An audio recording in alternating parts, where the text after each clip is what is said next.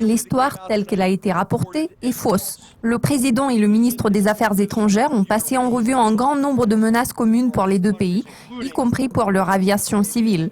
À aucun moment, je souligne, à aucun moment, des sources ou des méthodes de renseignement n'ont été évoquées.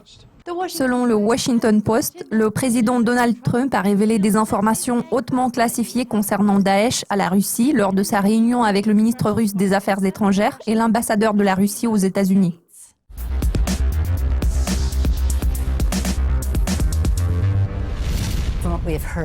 Ce que nous avons entendu est extrêmement grave.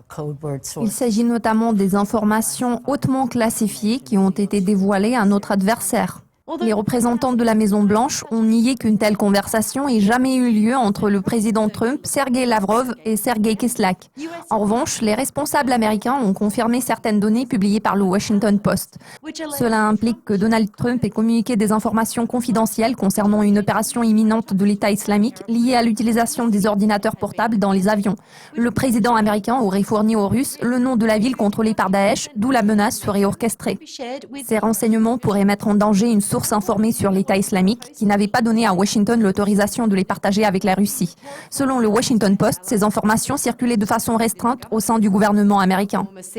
Selon une source proche de l'administration Trump, il est choquant de constater que Trump se comporte de manière aussi imprudente. Il semble ignorer l'importance des choses dont il s'agit, en particulier en ce qui concerne les renseignements et la sécurité nationale.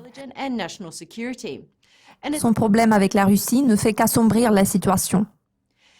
En réaction à ces allégations, le secrétaire d'État Rex Tillerson a déclaré « Lors de la rencontre entre le président Trump et le ministre des Affaires étrangères Lavrov, un large éventail de sujets ont été abordés, parmi lesquels les efforts communs et les menaces concernant la lutte contre le terrorisme.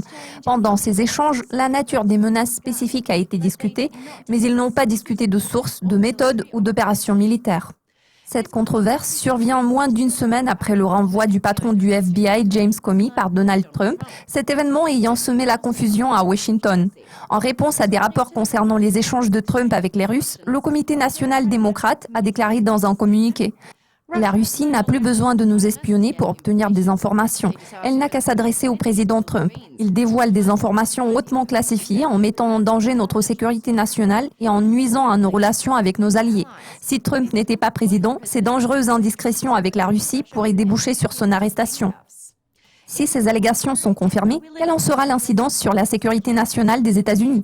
La réponse n'est pas évidente, mais nous vous tiendrons au courant de l'évolution de la situation. Restez avec nous.